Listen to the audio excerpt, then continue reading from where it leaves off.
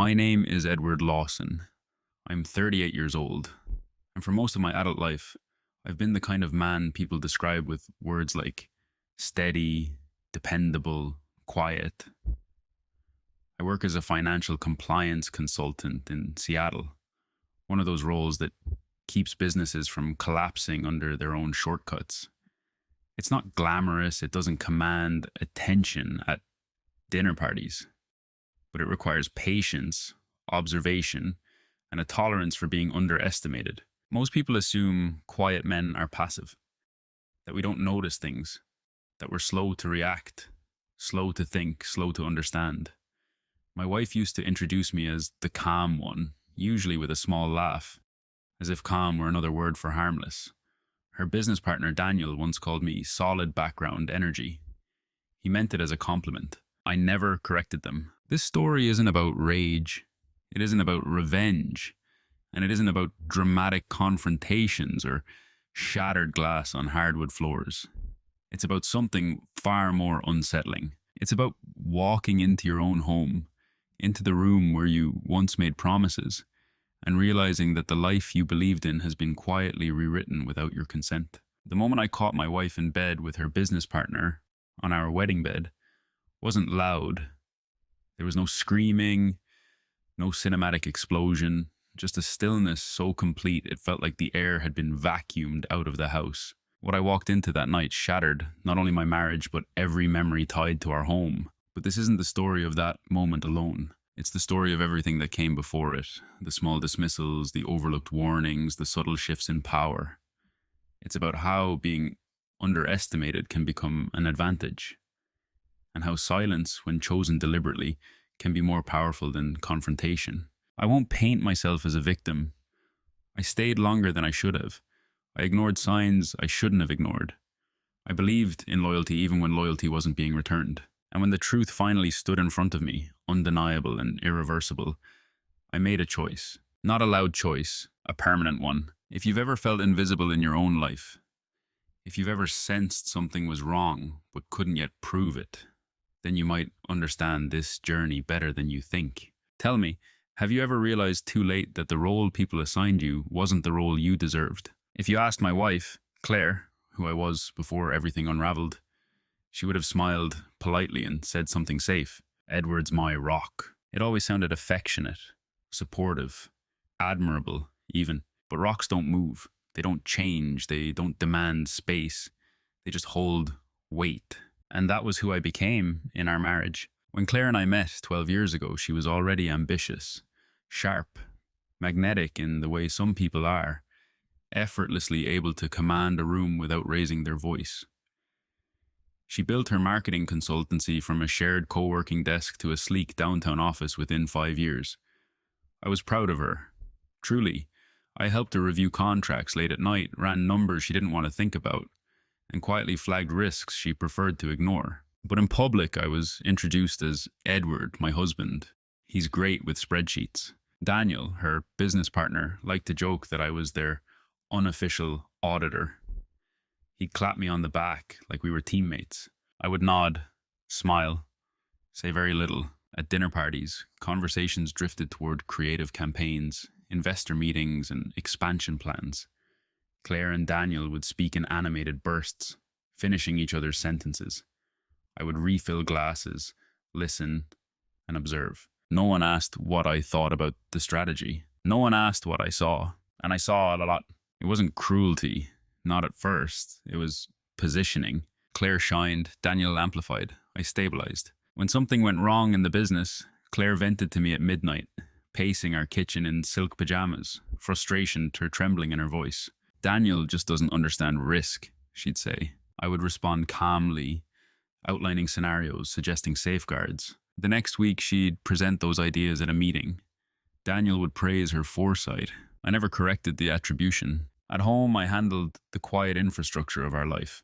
Mortgage payments, insurance renewals, investment portfolios. I tracked every dollar that flowed in and out of our accounts, not out of suspicion, but because that's what I did for a living. Structure comforted me. Claire called it my control thing. I called it responsibility. Over time, a pattern formed. Claire was the visible success. Daniel was the charismatic collaborator. I was the steady background hum, the system running silently behind the screen. When we hosted gatherings at our house, people complimented the open floor plan, the art Claire chose, and the renovation decisions she made. They rarely mentioned that I negotiated the contractor contracts. I spotted the clause that would have doubled our renovation cost. I structured our mortgage in a way that saved us 6 figures over time. It wasn't about credit, but invisibility has weight, and weight accumulates. In the first few years, I told myself this dynamic was balanced. Every partnership needs contrast, fire and stone, vision and structure. But slowly, subtly, the narrative shifted. When Claire described us to friends, she began saying, "I'm the risk taker. Edward keeps things safe." Safe, predictable, reliable. Words that sound virtuous until they begin to sound small. Daniel leaned into it. He'd tease me lightly. "Man, you must hate how chaotic we are." He'd laugh. "I prefer order," I'd reply. He'd grin as if that confirmed something amusing about me. What they didn't understand was that I wasn't passive. I was observing. I noticed how often Claire checked her phone during dinner, how frequently Daniel's name appeared on her screen, even late. I noticed the subtle shift in tone when she spoke about him, a brightness she no longer directed at me. I noticed, but I did not accuse. Being calm doesn't mean being blind. It means waiting. Still, at that stage, I believed I was simply playing my role, the steady husband, the grounding force, the man who doesn't overreact. If someone had asked me, then whether I felt respected, I would have said yes. Not because it was entirely true, but because I hadn't yet allowed myself to question the alternative. Looking back now, I can see it clearly. I wasn't just underestimated, I was categorized. And once people categorize you, they stop looking for depth. They assume they've measured you. They assume they understand your limits. They assume you won't change. They were wrong. But at that point in the story, even I didn't know that yet. The first real cut didn't bleed. That's the thing about emotional fractures. They don't announce themselves. They settle quietly under the surface, waiting for repetition. It happened on a Thursday evening. Claire and Daniel had just secured a mid-level tech client. Nothing life-changing, but significant enough to celebrate. Claire suggested we go out for dinner, a new rooftop restaurant overlooking Elliott Bay. The kind of place with soft lighting and menus without prices printed on one side. Daniel joined us. That wasn't unusual. Business had blurred into social long ago. I told myself it was practical, efficient. Halfway through the meal, Claire began recounting the negotiation process. "It was intense," she said, leaning forward, eyes bright. "They were hesitant about the budget allocation." Daniel laughed. "That's when you pushed back. You were fearless." She smiled at him in a way I hadn't seen directed at me in months. Then she said it. "Honestly, if I listened to Edward, we would have asked for half." She said it playfully. Light. Harmless. The table laughed. Daniel looked at me. "Risk management, right?" I held his gaze and nodded once. "Risk assessment," I corrected gently. Claire waved her hand. "See, exactly. He'd have made us play it safe." The conversation moved on. But something didn't. I replayed the moment later that night while brushing my teeth. Not the words themselves. Those were minor. It was the framing. If I listened to Edward, it positioned on me as the obstacle to ambition, the brake pedal. The conservative voice is to be overridden. What Claire failed to mention was that I had suggested a structured proposal with contingency clauses, protection against scope creep, delayed payment, and liability exposure, the exact issues that eventually destroy young firms. I hadn't suggested asking for half. I had suggested safeguarding the full amount. But nuance doesn't survive in public narratives. At home, I asked her about it. Not confrontationally, just curious. "You made it sound like I wanted you to undercharge." Claire sighed, removing her earrings in front of the mirror. "Edward, it was a joke." "I know," I said, "but it wasn't accurate." She turned toward me, impatience flickering. "You're always thinking about worst-case scenarios. Daniel and I need space to take risks." Space. As if my input crowded them. I nodded slowly. "I'm not against risk. I just calculated it." She kissed my cheek absent-mindedly. "That's why you're good at what you do. Not why I'm good for us." That night, I lay awake longer than usual. It wasn't jealousy. It wasn't suspicion. It was displacement. For the first time, I felt subtly repositioned. Not as a partner, but as a limitation. The next week, I reviewed the contract she'd signed. No contingency clauses, no performance benchmarks tied to payment releases. When I pointed it out, Claire shrugged. We needed to move fast. Daniel, copied on the email thread, responded with a smiley face emoji and, we'll manage. I'd become advisory, optional. And here's what most people misunderstand about quiet men. We don't ignore patterns, we catalogue them. The dinner comment could have been dismissed, an isolated joke. But I began noticing echoes. In meetings I attended, Claire deferred to Daniel on creative direction.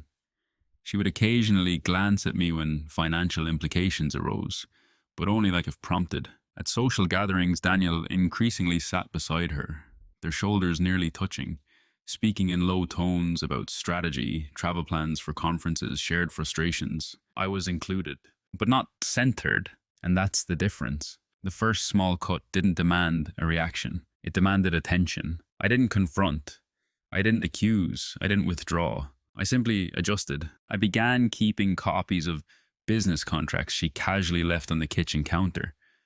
Not because I distrusted her, but because documentation was instinct. I paid closer attention to timelines, to financial transfers, to tone shifts, not in paranoia, in awareness. Because when respect begins to erode, it rarely collapses all at once. It thins, quietly, and I had just felt the first thread snap. The human mind has a remarkable ability to normalize what would once have disturbed it. That's how disrespect survives. Not through explosions, through repetition. After the dinner comment, I told myself I was being sensitive. Claire was under pressure. The business was scaling. Daniel was more involved than ever. Of course, their dynamic would intensify. I reminded myself that partnership requires flexibility. So when the late night calls became more frequent, I said nothing. At first, Claire would take them to the living room, then on the patio. Eventually, she stopped leaving the bedroom altogether. She turned slightly away from me in bed, voice lowered, but not enough to be completely inaudible. Yeah, that's smart, she'd murmur. Or, no, Edward won't mind. That phrase lingered. Edward won't mind. I wondered when I became predictable enough to be spoken for. One evening, she cancelled our anniversary dinner. Client emergency, she said. Daniel needed her at the office to finalize a pitch deck for a major investor. I offered to reschedule. She said, you understand, right? I did. But understanding and accepting are different things. That night I ate alone at the restaurant we had reserved. Not to make a statement, not to punish her. Simply because the table was booked and cancelling felt unnecessary. I sat by the window overlooking the bay, watching couples lean toward each other in warm conversation. I noticed how often they maintained eye contact. I realized Claire, and I hadn't done that in months. When she came home past midnight, she smelled faintly of perfume. Not hers. Something sharper, colder. Successful? I asked. Very, she said, dropping her heels by the door. Daniel thinks we nailed it. Daniel thinks. Not what we think. I said nothing more. Silence at that stage was still hope. I believed this was a season. That once the business stabilized, our rhythm would return. But subtle shifts continued. At gatherings, Daniel began answering questions directed at Claire before she could respond. She didn't correct him. Instead, she smiled, letting him carry the narrative. Once, at a networking event, someone asked how long Claire and Daniel had been working together. It feels like forever, Daniel said, placing a casual hand at the small of her back. She didn't move away. I watched that hand longer than I should have. Later that night, I mentioned it. It was a crowded room, she replied. You're reading into things. Maybe I was, but patterns don't lie. They accumulate. Financially, I noticed increased discretionary spending routed through the business account. Dinners categorized as client development, hotel bookings listed as conference prep. Nothing explicitly inappropriate, just flexible. When I asked about a weekend strategy retreat at a boutique hotel outside the city, Claire seemed irritated. Do you not trust me? Trust, a word that, once weaponized, ends conversations. I do, I said carefully. I just prefer clarity. She exhaled sharply. You're always auditing. I almost smiled at that. Because she was right, but not in the way she meant. I wasn't auditing her. I was auditing shifts in power, in perception, in positioning. Over time, the narrative about me grew more defined. Edward doesn't like crowds. Edward prefers structure. Edward wouldn't enjoy that. Edward's fine with staying home. Each statement shaved something small away, until I began wondering whether I had ever agreed to these traits, or whether they had simply been assigned. What unsettled me most wasn't the growing closeness between Claire and Daniel. It was Claire's certainty that I would tolerate it, that I would rationalize it, that I would remain calm. She mistook restraint for incapacity. And here's what she didn't understand. I wasn't normalizing disrespect because I was weak. I was normalizing it because I was observing its full shape. There's a difference between denial and documentation. By the time the signs became impossible to ignore, I already had a mental ledger of every deviation. Not to build a case against her, but to determine whether the erosion was temporary or structural. And one evening, something happened that made it clear. This wasn't seasonal, it was systemic. There's a moment in every slow fracture when you realize the problem isn't a single incident. It's the role you've been quietly given. For me, that realization came at a charity gala Claire's firm sponsored. Black tie, soft violin music near the entrance. Name cards arranged with precision across round tables dressed in white linen. The kind of event where optics matter more than sincerity. Claire wore a midnight blue gown I'd never seen before. Daniel arrived with her. I had driven separately because I'd stayed late at the office reviewing a compliance issue for a client. When I stepped into the ballroom, scanning the crowd, I saw them immediately, side by side near the stage, speaking with an investor. They looked cohesive. When Claire noticed me, she smiled warmly and waved me over. I joined them mid-conversation. "This is Edward," she said, resting a hand lightly on my arm. "He keeps us grounded. Grounded, not partner, not husband in the context of her life. An anchor." The investor nodded politely. Must be hard managing these two visionaries. I offered a small smile. Someone has to read the fine print. They laughed. It wasn't cruel laughter. It was categorizing laughter. As the evening unfolded, I observed something with unusual clarity. Claire and Daniel moved as a unit. They circulated together, shared private jokes, leaned toward one another in conversation. I trailed slightly behind, at times, included but peripheral.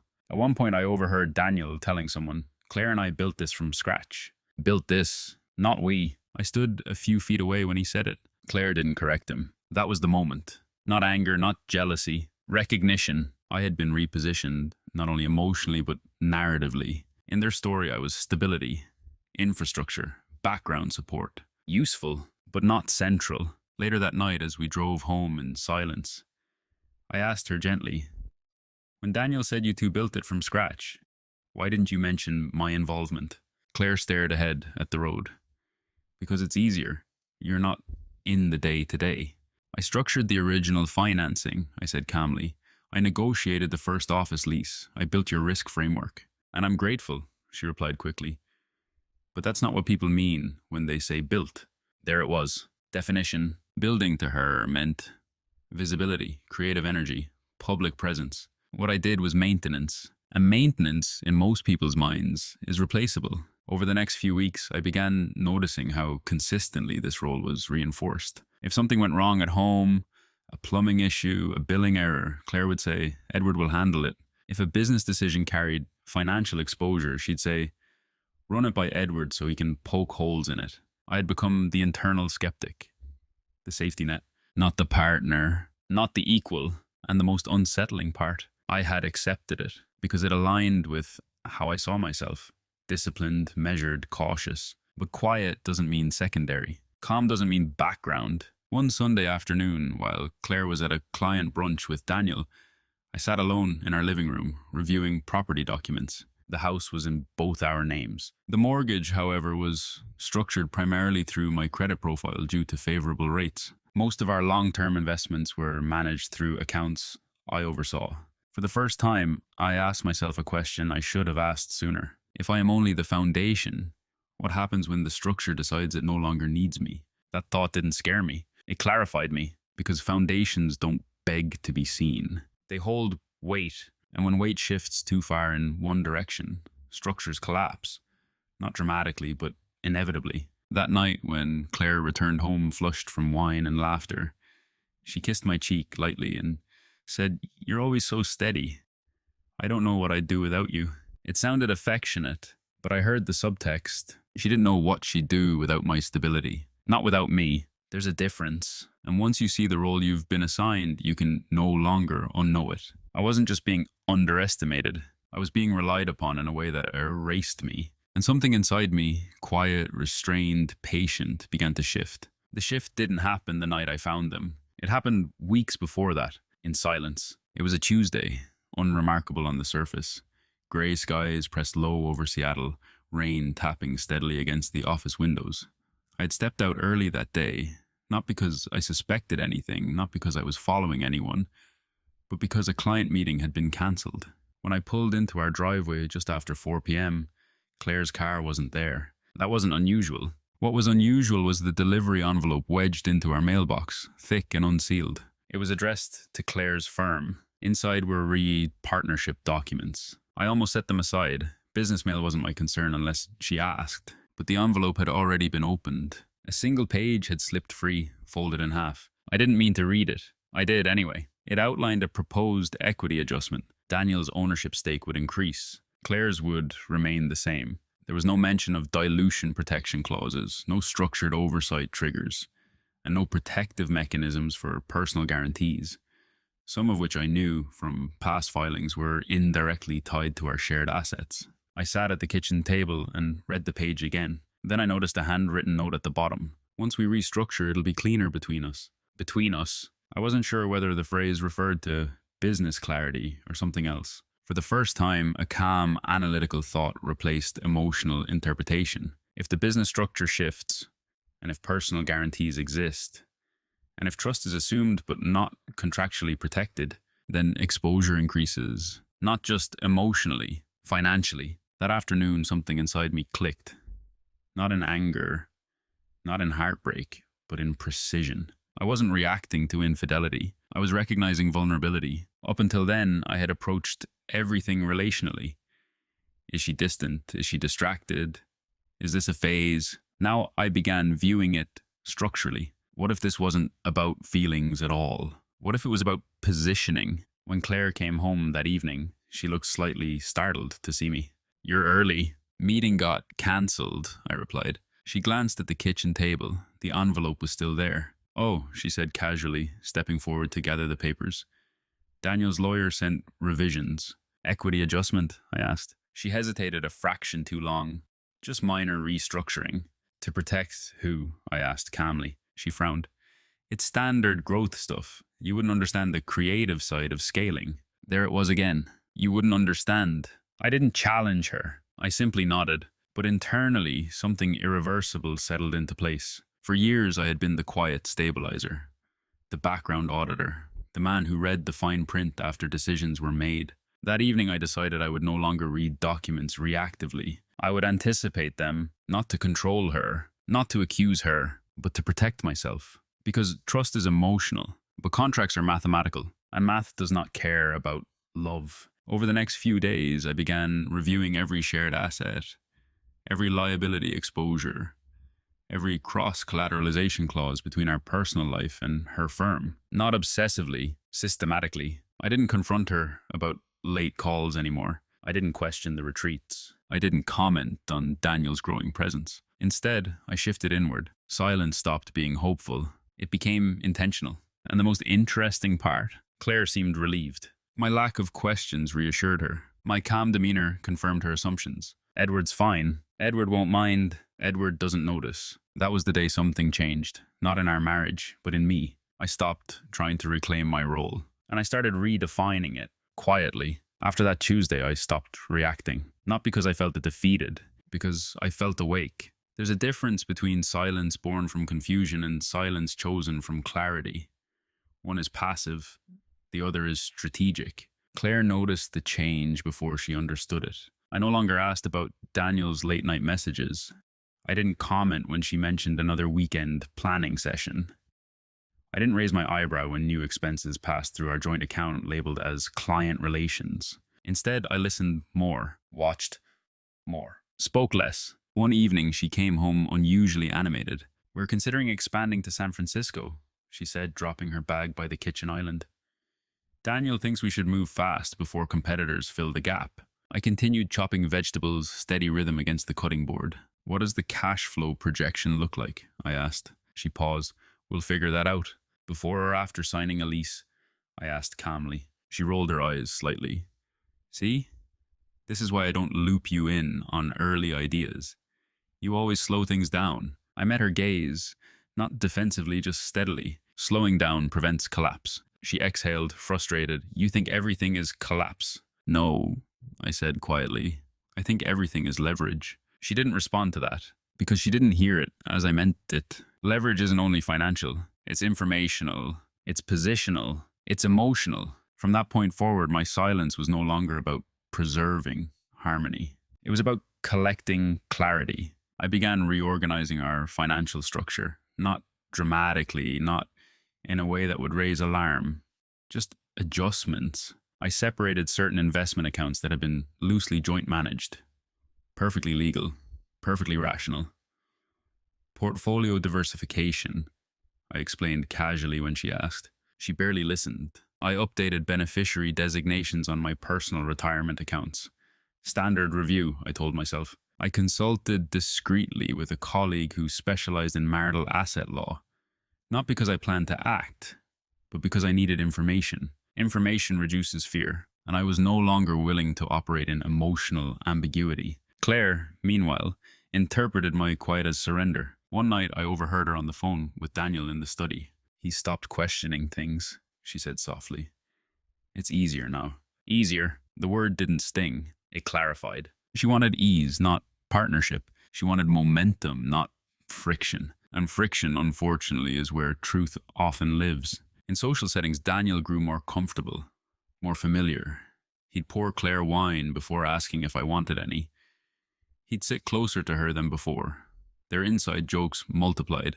I stopped watching their hands. Instead, I watched their assumptions. Assumptions are revealing. They assumed I wouldn't act. They assumed my restraint meant incapacity. They assumed stability equals immobility. But stability can also mean patience. And patience, when paired with information, becomes power. I began documenting, not obsessively, not vindictively, but comprehensively. Dates of major financial decisions, copies of revised contracts that pass through shared devices, timeline markers of asset restructuring, not for court, for certainty. If something broke, I wanted to know precisely where the fracture began. Emotionally, I felt something unexpected.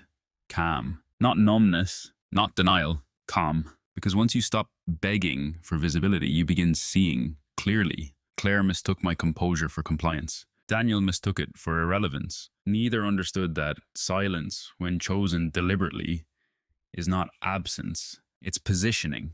And by the time they realized the difference, the structure beneath them had already shifted. Preparation rarely looks dramatic. It looks like routine. That's why no one noticed. From the outside, nothing about me changed. I still woke up at 6 a.m. I still brewed coffee the same way. Measured, exact.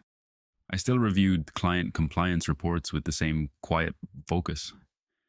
At dinner, I still asked Claire about her day. But internally, I had shifted from participant to strategist. The first thing I did was reconstruct a full financial map of our lives. Not just the obvious accounts, everything. Joint checking, joint savings, business distributions, credit lines, property liens, retirement accounts, insurance policies, contingent liabilities tied to Claire's firm. I printed nothing. I exported nothing that would trigger notifications. I simply accessed what was legally mine to access and memorized patterns. In my profession, risk exposure is rarely about the visible number. It's about the relationships between numbers, the dependencies, the hidden clauses, and I began to see something Claire hadn't. Her firm was expanding too quickly. Revenue was rising, yes, but so were unsecured commitments, vendor contracts, signed without performance thresholds, office lease negotiations in cities where market data didn't justify the optimism. Daniel was pushing speed. Claire was enjoying momentum. Neither was reinforcing the foundation. I didn't intervene, I observed. At night, while she slept, I would sit in the study, not obsessing, not spiraling, just reading. Business law precedents, case studies of partnership dissolutions, asset shielding structures. Not because I wanted collapse, because I wanted insulation. One afternoon, I received an automated alert from our bank. Large outgoing transfer from the business distribution account. into a newly created sub-account. The sub-account had Daniel's name attached. I didn't panic. I checked the structure. It was legal, on paper, but it altered the liquidity ratio significantly. Later that evening, Claire mentioned nothing about it. That silence told me more than the transfer itself. I began quietly adjusting my own exposure. I restructured a portion of my income into a separate investment vehicle. Again, perfectly legal.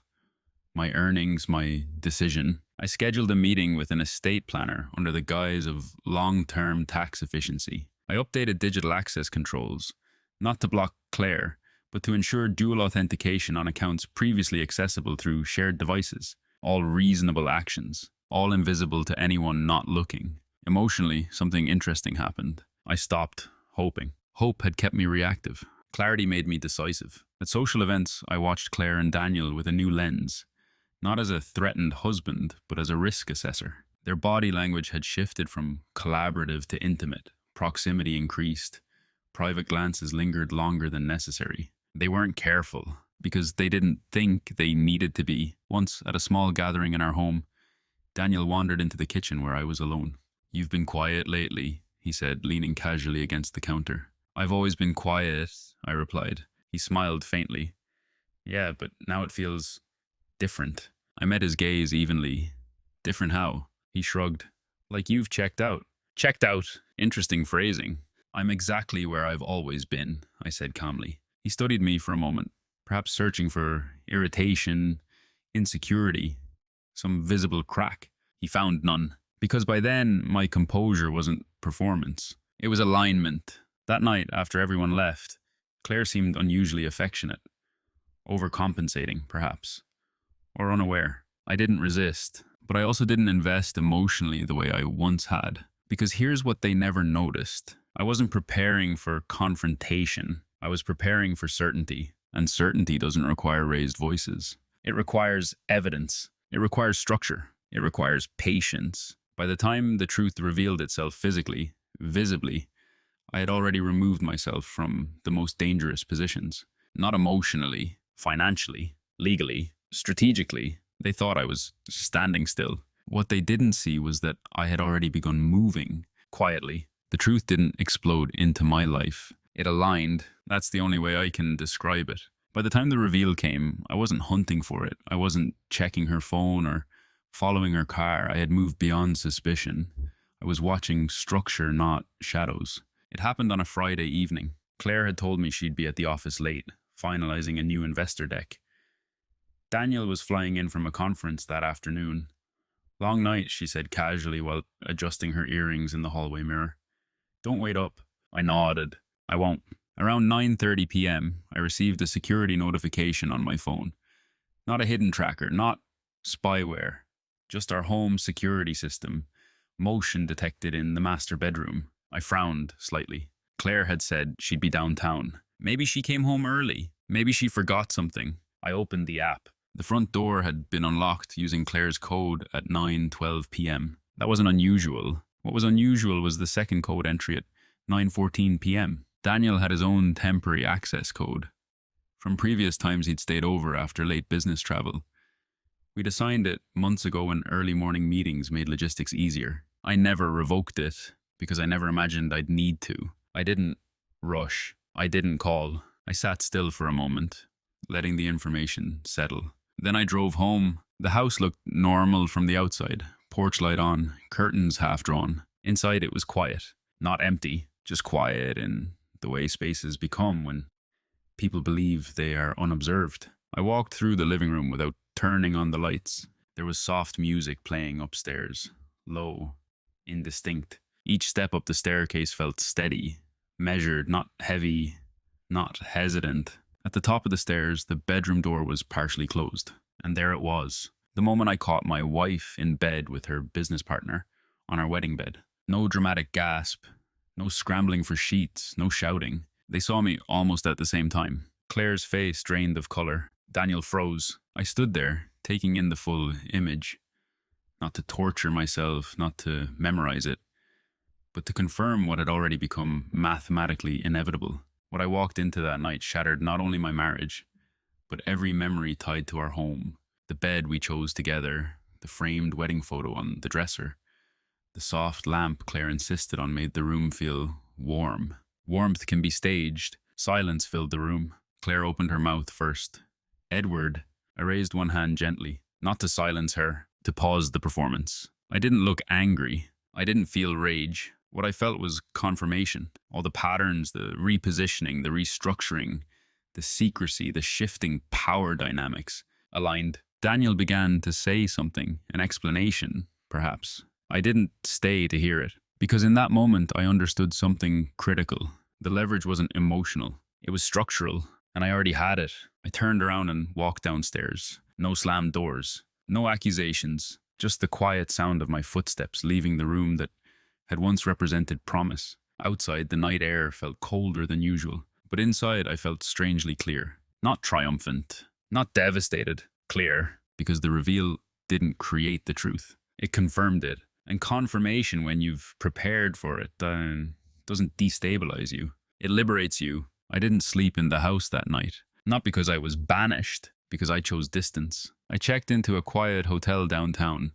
No dramatic relocation, no frantic calls to friends. I brought only my laptop and a change of clothes.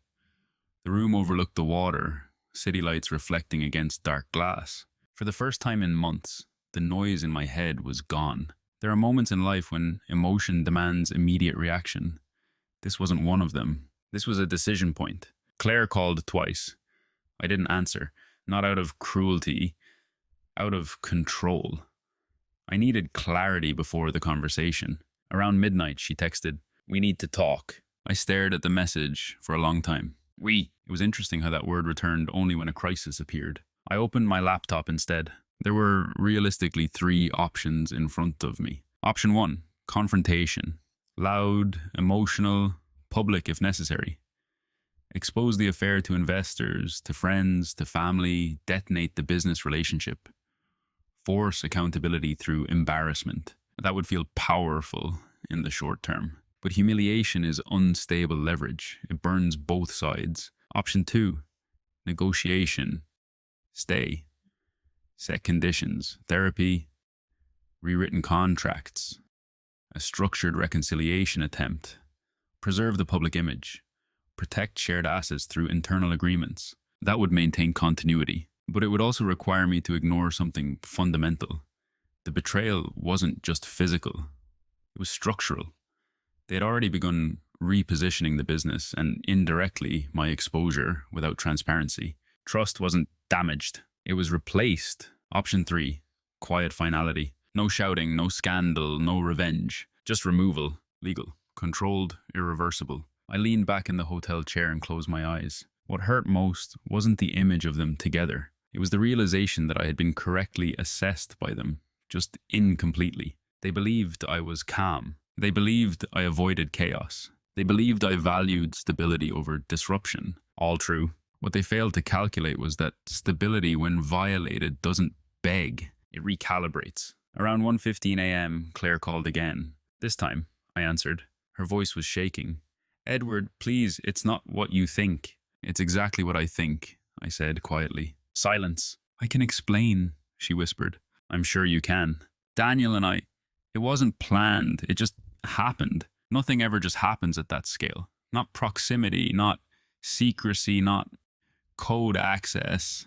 I won't argue about timelines," I said calmly. "I just need one answer." She inhaled sharply. "What? Were you planning to tell me?" The pause lasted long enough to be honest. "I didn't know how," she finally said. That was answer enough. I nodded, even though she couldn't see it. "I'll send you contact information for my attorney tomorrow," I said. Her breathing faltered. "You're not serious." "I am. You're going to throw away 12 years because of one mistake?" "No," I said evenly. "I'm ending something that ended before tonight." She began crying. In the past, that sound would have dismantled me. Now, it is registered as a consequence. "I won't expose you," I added. "I won't damage the business. I won't humiliate you publicly." She sounded confused. "Then why?" "Because staying would mean pretending this is repairable. And it isn't." There was nothing dramatic in my tone, just resolution. When I ended the call, I didn't feel powerful. I felt aligned. The irreversible choice wasn't about punishing her. It was about refusing to remain miscast. And once you step out of a role that no longer fits, you don't negotiate your way back into it. You walk forward quietly. The morning after the hotel room conversation, I didn't feel shattered. I felt procedural. There's a strange calm that comes when emotion has already been metabolized. I'd spent months preparing for instability without knowing exactly what form it would take. Now that it had taken shape, my response was almost methodical. At 8:30 a.m., I met with an attorney I had quietly consulted weeks earlier under the pretense of asset review. This time there was no pretense. I laid out the facts without dramatization. Joint property, shared investments, Claire's business exposure, the recent equity restructuring proposal, the documented timeline of financial shifts. The attorney listened carefully. "You've prepared," she said finally. "I prefer clarity," I replied. We discussed options. I chose expedited filing with minimal public escalation. No fault-based theatrics, no moral framing, just dissolution. I requested temporary financial safeguards, not to strip Claire of resources, but to prevent sudden liquidity movements from joint accounts. The timing mattered. Daniel's recent sub-account transfers and the proposed equity shift made caution reasonable. Everything was legal. Everything was measured. By noon, paperwork was initiated. Claire texted several times. "Can we at least talk face to face?"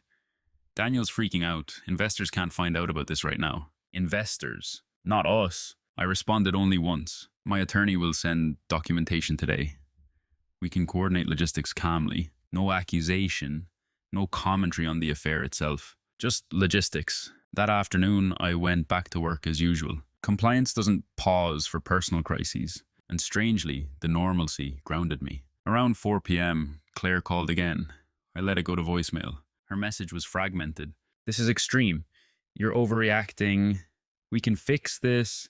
Daniel didn't mean..." She stopped herself mid-sentence. "Didn't mean what?" I didn't reply to the message. Emotionally, I had already exited. Over the next several days, I continued moving quietly. I changed direct deposit allocations for my income. I finalized the restructuring of personal investment vehicles. I secured the digital copies of all shared financial statements and stored them in encrypted archives. Not to weaponize, to protect. At home, I remained temporarily absent. Claire stayed in the house. I arranged short-term housing nearby. Again, no spectacle. Daniel attempted to call me once. I didn't answer. He sent a text instead. "We should handle this like adults." Interesting phrasing, considering where I had found them. I didn't reply. The most revealing reaction came 3 days later when Claire received official notice of the filing. She showed up at my temporary apartment unannounced. Not angry, panicked. "You already filed," she said, eyes red from lack of sleep. "Yes." "You didn't even try to fix it." "I did," I replied calmly. "For months." She shook her head. "This will destabilize everything. The business, the expansion." "It shouldn't," I said evenly, "if the business is structurally sound." She stared at me as if seeing me for the first time. "You're doing this strategically," she whispered. "I'm doing this peacefully. There's a difference." What she was beginning to understand was that I hadn't reacted impulsively. There was no emotional leverage left to manipulate. No dramatic confrontation to negotiate around. The structure beneath her had shifted. Not violently, precisely. And the most unsettling part for her wasn't that I had filed. It was that I had done it without rage. Because rage can be argued with. Calm cannot. As the days passed, the consequences began rippling outward, quietly. Bank notifications, investor inquiries, legal disclosures required during due diligence. Nothing explosive, just friction. And friction, when introduced into an over-leveraged system, reveals weaknesses quickly. I didn't push. I didn't expose. I simply let the mechanics unfold. Because when you move in silence, you don't need to announce impact. You let gravity do the work. Consequences rarely arrive with sirens. They arrive as an inconvenience. 3 weeks after I filed, Claire's expansion plan to San Francisco stalled. Not because I interfered, because disclosure requirements did. During due diligence, investors requested updated personal financial guarantees tied to the firm's credit lines.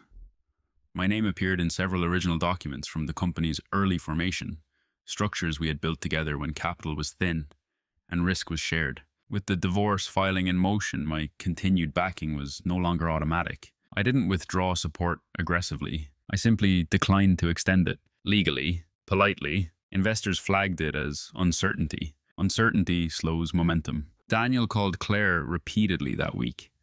I know because she left me a voicemail that slipped through my silence. They're nervous because of you, she said. You don't even have to do anything, just confirm continuity. Continuity. I sat with that word for a while. Continuity assumes nothing has changed. But everything had. I returned her call once, not to negotiate reconciliation, but to clarify logistics. I won't sabotage the company, I said calmly, but I won't personally guarantee new liabilities. You don't have to guarantee, she insisted, just signal stability. I did, I replied. For 12 years. Silence. Then, softer, you're punishing me. No, I said evenly, I'm stepping back. There's a difference. Around the same time, subtle shifts began appearing inside the firm itself. Employees sensed tension. Daniel's confidence wavered in meetings. Claire's decisiveness faltered when financial questions arose without my quiet late-night reviews to backstop her. One junior associate reached out to me privately, someone who had known me from early days when I occasionally consulted informally. Is everything okay? She asked carefully. There's instability. I didn't elaborate. Focus on your work, I said. The rest will clarify. And it did. Without my structural oversight, small cracks widened. A vendor contract renewal slipped past without performance safeguards. A payment dispute escalated. Cash flow tightened when an anticipated investor delayed commitment pending resolution of leadership uncertainty. Daniel grew impatient. Claire grew defensive. Their private alliance, once smooth and energized, now carried weight. Because passion thrives in secrecy, but it struggles under scrutiny. At a mutual friends gathering, one I almost declined but ultimately attended, whispers circulated quietly. Are you two separating? Is the business okay? I answered simply. We're handling things privately. No scandal, no storytelling, just dignity. The most telling moment came when Daniel approached me outside near the patio heater. You could have handled this differently, he said, his voice tight. I did, I replied calmly. You're destabilizing everything. I'm correcting my exposure. He looked at me like he wanted an argument. I gave him none, because what unsettled him wasn't anger. It was an absence. I wasn't fighting for Claire. I wasn't begging for reconciliation. I wasn't threatening public exposure. I had simply removed myself from the structure that relied on my silent reinforcement. And once removed, the weight distribution changed. At home, her home now, temporarily, Claire began feeling the emotional consequences. Friends chose sides cautiously. Some distanced themselves from the discomfort. Others expressed quiet disappointment. Not outrage, just recalibration. One evening she sent a text I didn't expect. I didn't realize how much you were holding together. I read it twice, and for the first time, I felt something close to sadness. Not for losing her, but for how long I had accepted invisibility. Consequences had begun, not because I attacked, but because I stepped away. And when you remove the foundation people took for granted, they don't fall immediately. They wobble, and wobbling is far more unsettling than collapse. Panic doesn't arrive all at once. It seeps in when reality refuses to reverse. About 6 weeks after the filing, Claire asked to meet in person. Neutral ground. A quiet cafe halfway between my temporary apartment and the house. She looked thinner, not fragile, just strained. The kind of strain that comes from juggling too many unstable variables at once. Daniel wasn't there. For the first time in years, she came alone. We sat across from each other, 2 coffees cooling between us. I ended it, she said, almost immediately. With Daniel. I nodded once. I had suspected as much. Affairs built on adrenaline rarely survive exposure. He said the pressure was too much, she continued, voice tight. Investors are nervous. Staff morale is off. He thinks this is all because of everything. Everything, I repeated calmly. She looked at me then, not defensive, not proud, regretful. I didn't think it would unravel like this, she admitted. That sentence held more truth than anything she'd said before. She hadn't calculated systemic risk. She had calculated emotion. I thought we could manage it, she went on. The business, us. The lines just blurred. They didn't blur, I said gently. They were crossed. Her eyes filled, but she didn't cry. I was selfish, she whispered. That word mattered, not because it healed anything, because it was accurate. For months she had treated me as a structural certainty, emotional infrastructure, financial backstop, silent tolerance. She assumed I would remain, and assumptions, once broken, don't reassemble neatly. We can still stop this, she said carefully. The filing, we can pause it. I didn't respond immediately, not to create drama, to honor the gravity of the moment. This wasn't about anger anymore. It was about identity. Why? I asked finally. Because 12 years shouldn't end like this. It didn't, I replied evenly. It ended gradually. She flinched at that, not because it was cruel, but because it was precise. I know I took you for granted, she said. I know I made you feel invisible. The honesty was new, but honesty doesn't rewind time. I didn't leave because of the image in that room, I told her quietly. I left because I realized I had already disappeared from my own marriage. She stared at me, absorbing that. I didn't think you'd ever walk away, she admitted. I know. There it was again. Expectation, predictability. She had built her emotional calculus around my steadiness, my patience, my reluctance to escalate. And when that steadiness became withdrawal instead of tolerance, the entire equation shifted. I'm scared, she said finally. Not of losing me, of losing stability. The business had slowed. Investors requested revised governance oversight. Daniel had quietly reduced his presence, focusing on damage control. Without the illusion of secrecy, their partnership felt heavier. What happens to the house? She asked softly. We'll divide it fairly, I said. No hostility. She looked at me as if searching for anger she could negotiate with. There was none, only finality. I wish you had yelled, she whispered suddenly.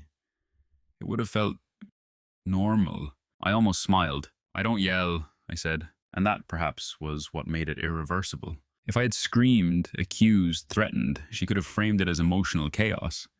Something to stabilize, manage, soothe. But calm doesn't offer openings. Calm closes doors quietly. When we stood to leave, she hesitated. So that's it? She asked. Yes. No bitterness, no triumph, just a conclusion. By the time she realized what she had lost, it wasn't just a husband. It was the foundation she never thought would move. And foundations, once shifted, don't slide back into place. The final conversation didn't happen in a courtroom. It happened in our living room. By then, most of the paperwork had been processed.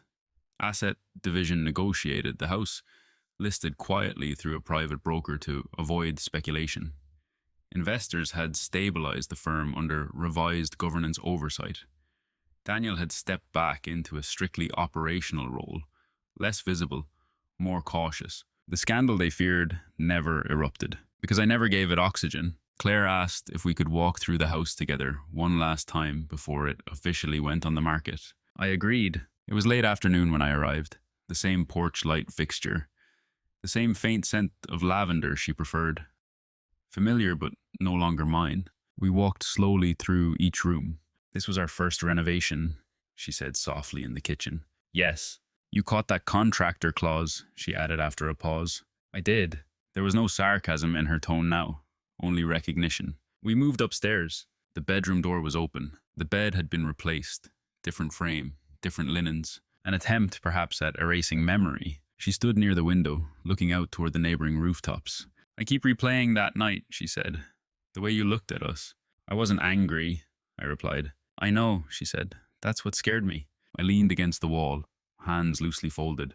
You expected rage, I said. Yes. Why? Because rage means attachment, she admitted. Silence settled between us.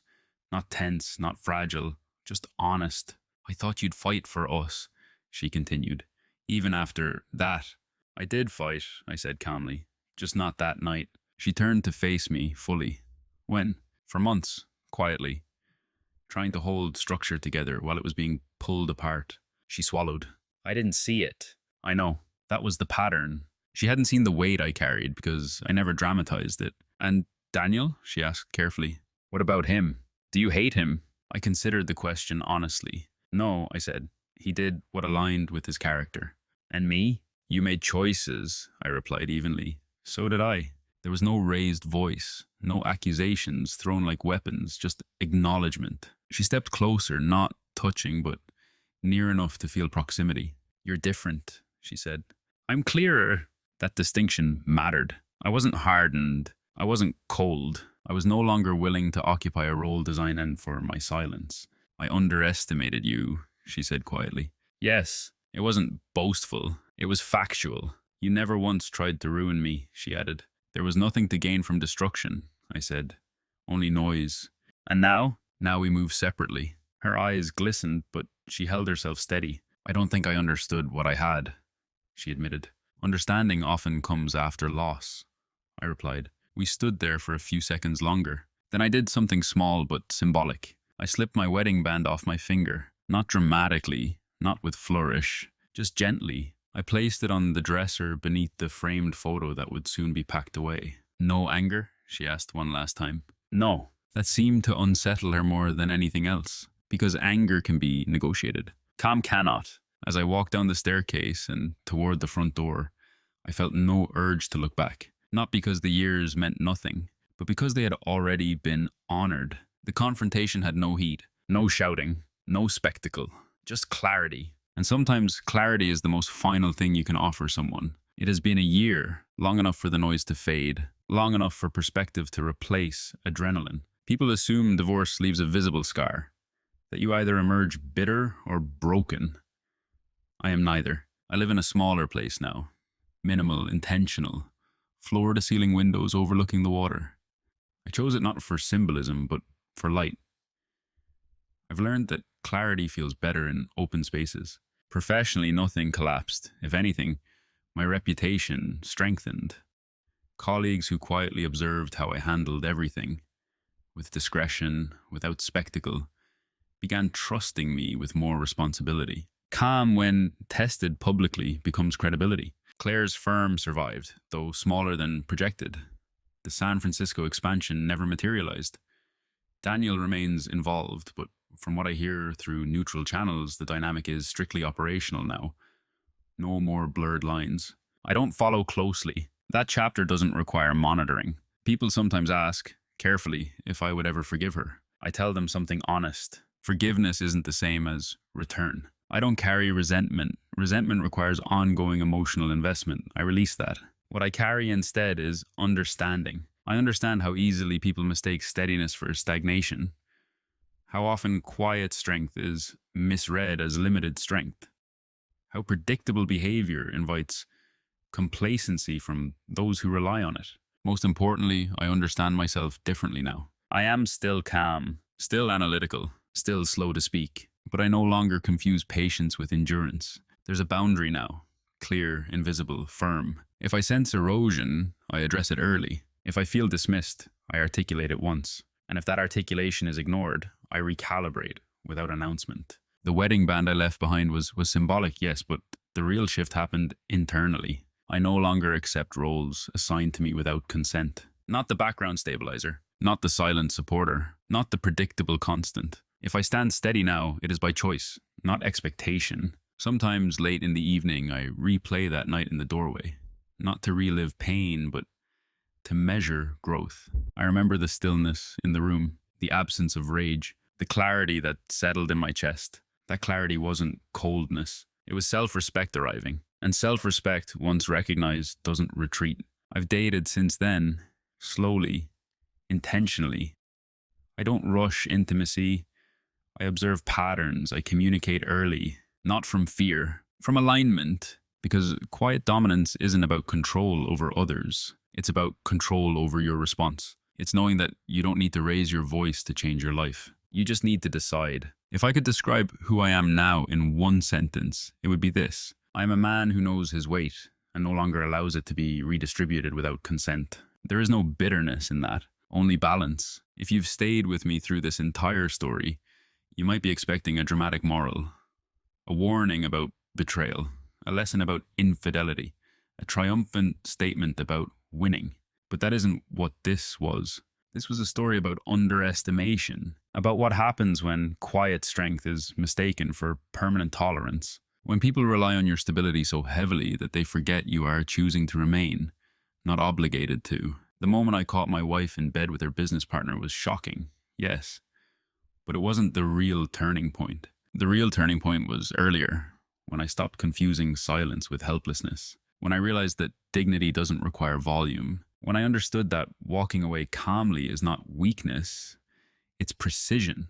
I didn't expose them. I didn't seek revenge. I didn't burn anything down because destruction would have tied me emotionally to the very thing I was trying to leave. Instead, I chose alignment. I chose structure. I chose finality without spectacle. And here's what I've learned. If you allow yourself to be cast as background long enough, people will build their lives assuming you'll never step forward. But the moment you do, quietly, decisively, the entire dynamic changes. Not because you shouted, but because you moved. There's a difference between reacting and repositioning. The reaction is loud, repositioning is lasting. So if you're listening to this and you feel unseen, underestimated, quietly carrying more than anyone acknowledges, ask yourself one question. Are you staying silent because you're powerless or because you haven't decided yet? I'd genuinely like to hear your thoughts. Do you believe calm exits are stronger than explosive confrontations? Or do you think some betrayals deserve noise? Let me know in the comments. And wherever you are in your own story, move with clarity.